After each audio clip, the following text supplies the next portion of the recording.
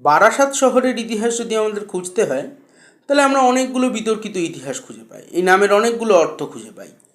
সুবর্ণবতী এবং লাবণ্যবতী যে দুটি নদী এখন একেবারেই প্রায় লুপ্ত, কোনো রকমে বেঁচে আছে সুটি খাল এবং নোয়াই খাল নামে। তাদের মধ্যবর্তী যে বদ্বীপটি ছিল সেটি আজকের বারাসাত শহর।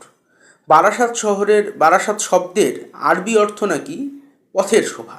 এখন পথের শোভা বিষয়টার সঙ্গে বারাসাত শহরের কি সম্পর্ক অতীতে ছিল সেটা কিন্তু আমরা সুনির্দিষ্টভাবে বলতে পারি না।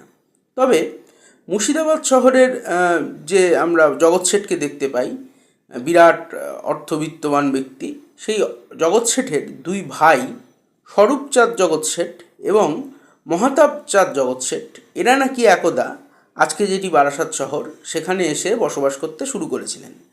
এবং এদের মধ্যে যিনি বড় ছিলেন তিনি এখনকার যে শেঠ পুকুরটা রয়েছে তিনি নাকি খনন করেছিলেন, তাই শেঠের নাম থেকে শেঠ পুকুর। এবং অনেকে বলেন যে বড় শেঠ শব্দটি অপভ্রংশ হয়ে বারাসাতে রূপান্তরিত হয়েছে।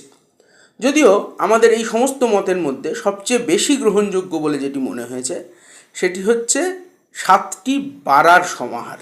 বারা শব্দের অর্থ ফার্সিতে পুর বা অঞ্চল বা এলাকা।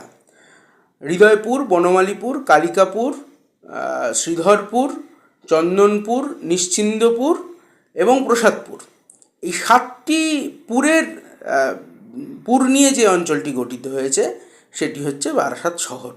বারাসাত শহর উত্তর চব্বিশ পরগনার জেলা সদর। বাংলার নবজাগরণের ইতিহাসের সঙ্গে বারাসাত শহরের একটা বিরাট সম্পর্ক রয়েছে, কারণ এখানে প্যারীচরণ সরকারের উদ্যোগে গভর্নমেন্ট স্কুল যেটা এখন, সেই বিদ্যালয় স্থাপিত হয়েছিল। এই বারাসাত শহরেই ঈশ্বরচন্দ্র বিদ্যাসাগর এবং কালীকৃষ্ণ মিত্রের উদ্যোগে এখন যেটা কালীকৃষ্ণ গার্লস হাই স্কুল সেটা স্থাপিত হয়েছিল। বারাসাত শহরে দীর্ঘদিন বসবাস করেছেন ঋষি বঙ্কিমচন্দ্র চট্টোপাধ্যায়। বারাসাত শহরে এখনই যে শেঠপুকুর ময়দানের কথা, আমি শেঠপুকুর এলাকার কথা বলছিলাম, সেখানে এসেছিলেন নেতাজি সুভাষচন্দ্রের মতো বিদগ্ধ ব্যক্তিরা। এছাড়াও এর অনেক ইতিহাস রয়েছে যা এই সামান্য ছোট্ট ভিডিওতে বলা সম্ভব নয়। আজ এটুকুই।